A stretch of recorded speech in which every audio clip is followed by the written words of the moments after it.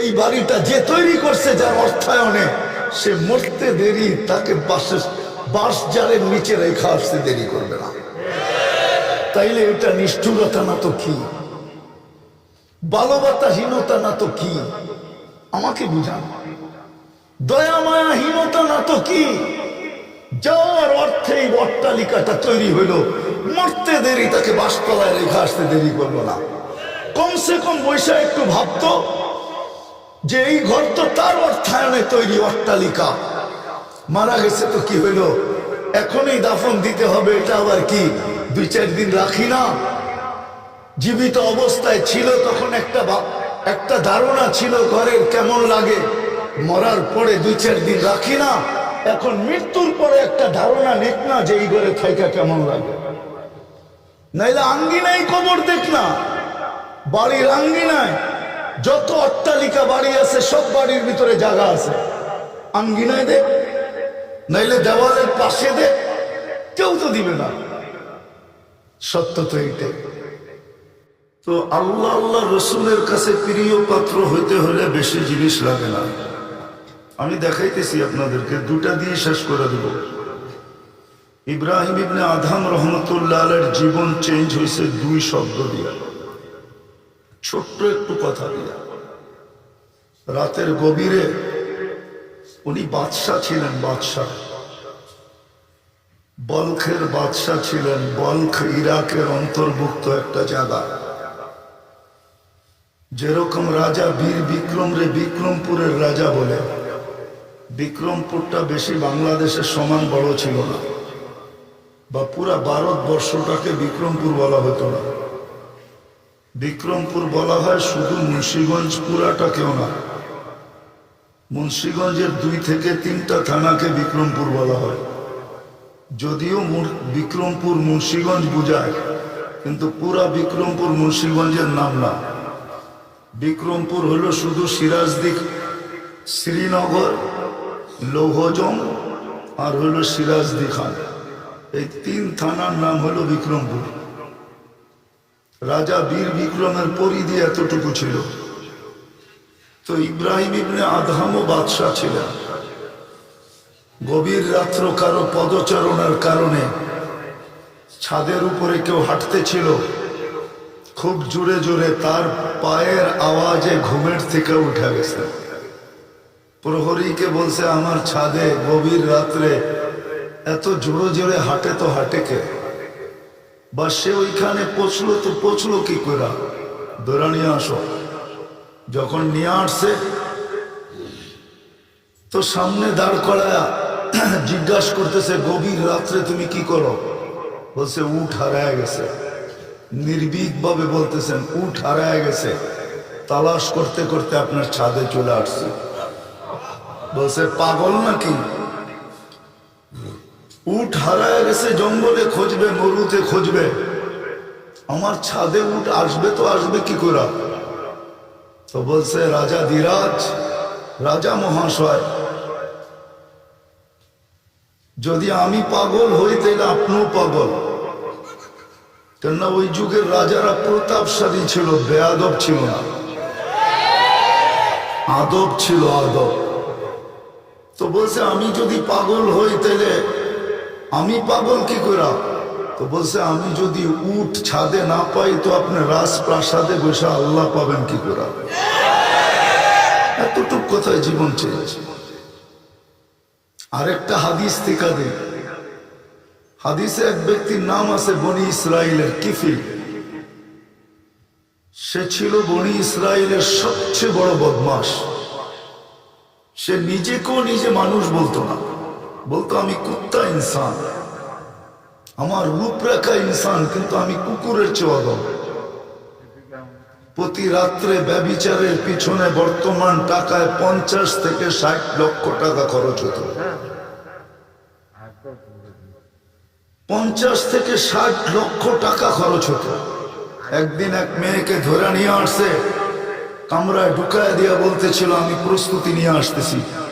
প্রস্তুতি নিয়ে যখন কামরায় ঢুকতেছে তো দেখতেছে এক কোনায় বসে জারো কাতার কাঁদতেছে। তো জিজ্ঞাসা করছে, কাঁদিস কেন? জোর করে তো আনি না, টাকা দিয়ে তো নিয়ে আসছি। তো বলছে, শোন, আমি বাজারি মেয়ে না, বিপদের কারণে তোর হাতে ধরা দিতে বাধ্য হয়েছে। বলছে, তাইলে কাঁদিস কেন? বলে, ওইটাই তোকে শুনাইতেছি, শোন। তো মেয়েটা বলতেছিল, শুন, কাঁদতেছি এই জন্য যে কালকে এই চেহারাটা আল্লাহকে কি করে দেখাবো। এতটুক কথা, কিফিলের দিল ফেরা গেছে। বলছে, বোন, তোর গায়ে হাত দিব না, টাকাটা তোকে দিয়া দিলাম, কিন্তু একটা অনুরোধ করব, আমি তওবা করতেছি, তুই চোখের পানি দিয়ে আল্লাহকে একটু বলা দে। ওই রাত্রেই কিফিল মারা গেছে। দরজায় লেখা উঠছে, কদ গফারাল্লাহু লিকিফলি, আল্লাহ কিফিলকে মাফ করে দিয়েছেন। তো জীবন চেঞ্জ করতে চাইলে কথা বেশি প্রয়োজন হয় না। অন্য কিছু করতে হলে লম্বা কথা বলতে হয়, কিন্তু জীবন যদি চেঞ্জ করতে হয় তো বেশি কথা বলতে হয় না। এই জন্য বলতেছিলাম, কথা 15 থেকে 20 মিনিট হবে। যত ধ্যান দিয়া শুনবেন, আশা করি হয়তো জীবন চেঞ্জ হইতে পারে, আল্লাহর কাছে আশা করি। আর তা না হইলে, একটু আগে যে উদাহরণ দিলাম, যে শোনা অনেক, জানা অনেক, কিন্তু জীবনে আমল নেই, এই শোনা কোনো কাজে দিবে না, এই জানা কোনো কাজে দিবে না। ফুল যেরকম ফুটা ব্যতীত আকর্ষণের পাত্র না হয়, যাকে আল্লাহ মুসলমানের ঘরে সদ ইচ্ছায় অস্তিত্ব দিলেন, সর্বশ্রেষ্ঠ নবীর উম্মত সদ ইচ্ছায় বানাইলেন, মুসলমানের ঘরে জন্ম নেওয়ার মূল্যায়ন আজকে বুঝে আসবে না। আজকে তো ইসলামের মূল্যবোধ আমাদের কাছে নাই। যদি থাকতো তাহলে আমরা কোনোদিন মার খাইতাম না। যাদের প্রেমে পড়লাম তাদের হাতেই মার খেতেছি আজকে। আমরা বিজাতিদের প্রেমে পড়া আমাদের পুরাটা জীবনই ওদের কালচার আর সংস্কৃতি, আমাদের বিয়ে বলেন, শাদী বলেন, উঠা বসেন, চলা বলেন, ফিরা বলেন, ঘুমানো বলেন, খাওয়া বলেন, নাওয়া বলেন, আমাদের পোশাক বলেন, আমাদের আশাক বলেন, আমাদের যুবক বলেন, আমাদের নারী বলেন, আমাদের পুরুষ বলেন, যুবতী বলেন, সমাজের শিক্ষিত বলেন, অশিক্ষিত বলেন, সবাই তো আমরা ওদের প্রেমে আসক্ত, ওদের কালচারে আসক্ত, ওদের সংস্কৃতিতে আসক্ত। ওদের মতো আমাদের পোশাক, ওদের মতো আমাদের খাওয়া, 31st নাইট ওদের মতোই আমরা মানাই, বরং ওদের চেয়ে ধুমধামে মানাই। ওরা আর কতটুকু 31st নাইট মানায় আমাকে তো বুঝাইতে হবে না। 31st নাইট তো আমি আমেরিকায় করে আসছি, আমি তো আমেরিকা চিনি, আমাকে তো চিনাইতে হবে না। আপনি তো মিডিয়া দেখে 31st নাইট বোঝেন যে আমেরিকায় 31st নাইট হইতেছে, অস্ট্রেলিয়ায় 31st নাইট হইতেছে, আমাকে তো চিনাইতে হবে না। আমি তো টানা 3 বছর অস্ট্রেলিয়া গেছি, এই পর্যন্ত 6 বার আমেরিকা গেছি, দুনিয়ার কোনো মহাদেশ তো বাকি রাখি নাই, আমাকে তো বুঝাইতে হবে না। মুসলমান যখন গায়ের বিজাতিদের কালচার ধরে, তো বিজাতিরা পর্যন্ত লজ্জা পায় যে আমরাও তো এতটুকু করি না, এতটুকু স্মার্ট না, তোরা এতটুকু স্মার্ট হইলি কি করে? আমি তো চোখে দেখে বলতেছি, সত্য এটা। ওরাও এতটুকু স্মার্ট না, এতটুকু লাইফ স্টাইল ওদের না। মুসলমান যখন বিজাতির লাইফ স্টাইল নেয়, তখন বিজাতিকেও পিছিয়ে রেখা দেয়। এই জন্য আমাদের কিতাবে আছে, আপনাদের চেয়ারম্যান সাহেব সত্য বলবে, যে মাঝে মাঝে শয়তানও আমাদেরকে দেখা বলে, কোরআনে বলছে, শয়তানও মাঝে মাঝে বলে, ইন্নী বারিউম মিনকা ইন্নী আখাফুল্লাহ। শয়তানও মানুষের শয়তানি দেখা বলে, আমি তোর থেকে মাপ চাই, আমি তোর মতো হইতে পারবো না। কোরআন বলে, কোরআন, আমি কোরআন দিছি, জিজ্ঞেস করেন, হাফেজ করে ডাইকা নিয়ে আসে, কোরআন বলতেছে। শয়তান বলে, ইন্নী আখাফুল্লাহ রব্বুল আলামিন ইন্নী বারিউম মিনকা, আমি আল্লাহকে ভয় পাই, মাপ চাই তোর কাছে, আমি তোর মতো হইতে পারবো না। শয়তান বটে, কিন্তু তোর মতো শয়তান না, কোরআন বলে। আজকে ওদের সবকিছু নেওয়ার পরেও আমাদের বিয়ে ওদের মতো, শাদিয়া ওদের মতো। ওরা আর কয়টা কেক কিনে? আমরা বার্থডেতে কেক কিনি, ম্যারেজ ডেতে কেক কিনি। আমাদের মতো কেক ওই দেশে আছে নাকি? আপনি কাকে কি বুঝান? মিডিয়াওয়ালারা আমাকে কি বুঝায়? রাগ হেন না, পায়ে হাত রেখা বলতেছে। ওরা আর কয়টা কেক কিনে? ওরা বছরে 2টা কেক কিনে, একটা ফাদার ডে, একটা মাদার ডে। বাকি কেক কেনার সুযোগ কোথায় ওদের? আমরা ওদের চেয়েও আগে কালচারে, তারপরও মায়ের ওদের হাতে, ওদের হাতেই মার খেতেছি। হায় হায়, যদি ওদের প্রেমে পড়ার পড়া বেঁচে যেতাম তাহলে বসতাম ওদের হাত থেকে। না না না, এটা ওদের না। একটা কাহিনী দিয়া সমাপ্তির দিকে নিয়ে যাব। যেদিন বাগদাদ চেঙ্গিস খান দখল করেন, একদিনে 5 লক্ষ মুসলমানকে হত্যা করছে। ওই দিন বাগদাদে 3টা বড় বড় মোনাজারা হইতেছিল, তর্ক বিতর্ক হইতেছিল মুসলমানদের ভিতরে। 3টা বড় বড়। একটা হলো যে মেসওয়াকের পরিধি, মেসওয়াক কতটুক লম্বা হইতে হবে এটা নিয়ে। দ্বিতীয় হইতেছিল তর্ক বিতর্ক বিশাল জনসমাবেশের ভিতরে, যে কাক খাওয়া হালাল না হারাম। তৃতীয় হইতেছিল যে একটা সুয়ের মাথায় কয়জন ফেরেশতা বসতে পারে। চেয়ারম্যান সাহেব বুঝবে এটা মাসলাগত। ওই দিন চেঙ্গিস খান হামলা করে ইরাক, বাগদাদে 5 লক্ষ মানুষকে কতল করে। বাগদাদের মসজিদে যখন চেঙ্গিস খান ঢোকা, প্রথম তার বক্তৃতা ছিল, মুসলমান তোমরা যে আল্লাহকে মানো, আমি ওই আল্লাহর আযাব হিসাবে তোমাদের কাছে আসছি। তোমরা যে আল্লাহকে আল্লাহ বলে স্বীকার করো, ওই আল্লাহর আযাব হিসাবে আমি তোমাদের উপরে আসছি। আজকে মুসলমান, সত্য এটাই, সত্য এটাই। নিজ ইচ্ছায় মুসলমানের ঘরে জন্ম দিলেন, কিন্তু ইসলামের কোনো মূল্যবোধ আমাদের কাছে নাই।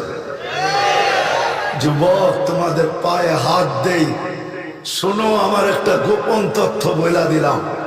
তুমি যতই ওর রঙে রঙ না কেন, যতই চুলের স্টাইল সারা রাত্র নেটে দেখা কাটো না কেন, যতই 3/4 পরো না কেন, যতই আমার সমাজ বিকেনি পড়া ঘুরুক না কেন, যতই ওদের কালচারে আমরা কালচার গ্রহণ করি না কেন, যতই আমরা ওদের সংস্কৃতিতে গলার মালা বানাই না কেন, এক জায়গায় যে আমরা দড়া খায়া বসে আছি, এক জায়গায় দুর্বলতা আছে।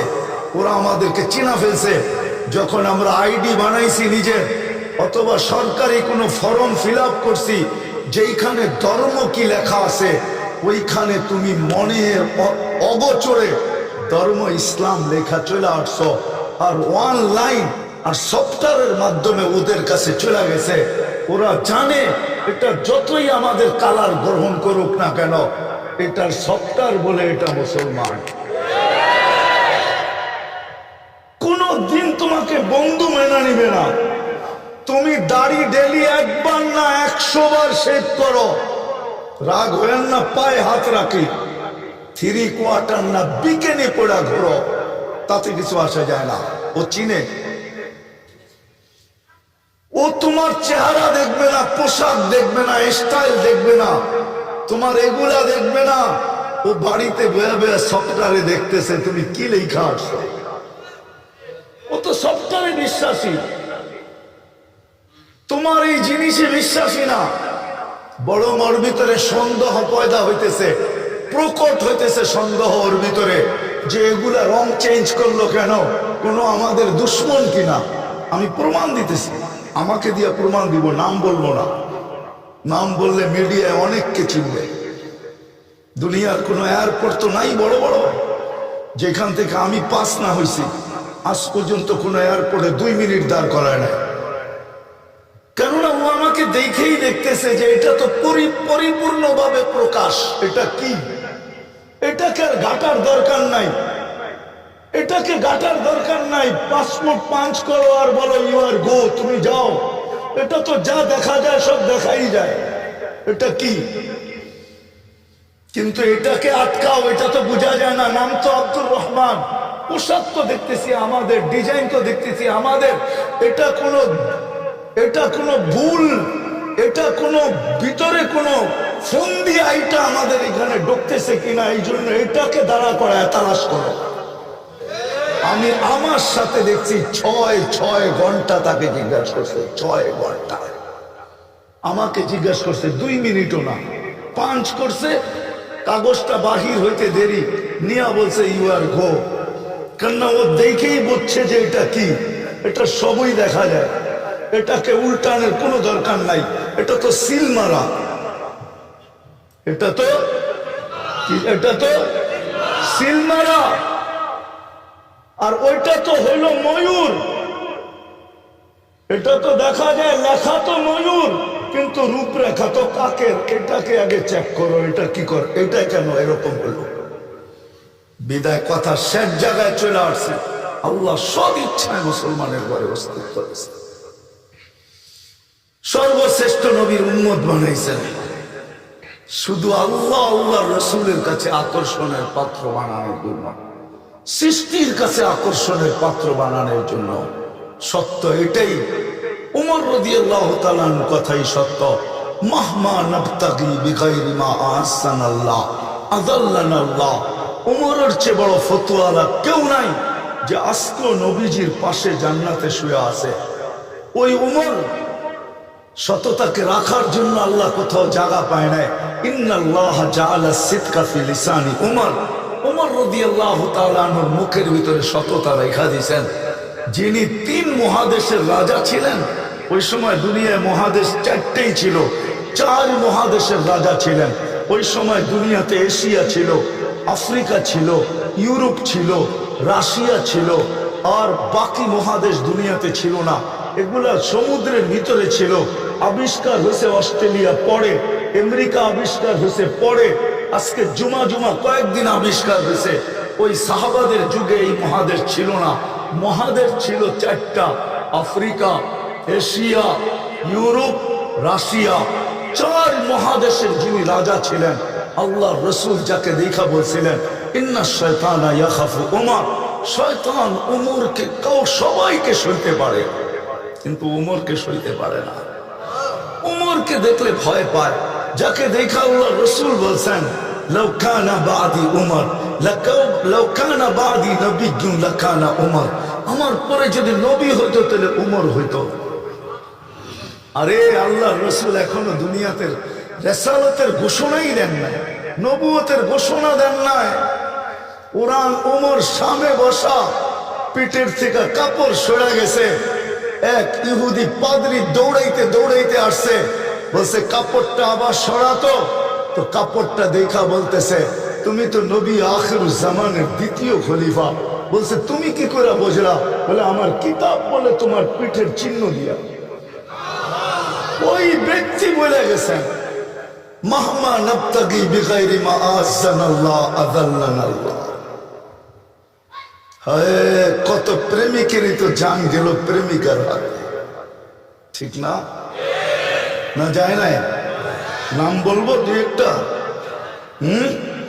কত প্রেমিকার জানি তো গেল প্রেমিকের হাতে। মিন্নির প্রেমিকাই তো ছিল তার স্বামী, ঠিক না? আরো 2-4টা বলবো? না না না না, একটা বললেই যথেষ্ট।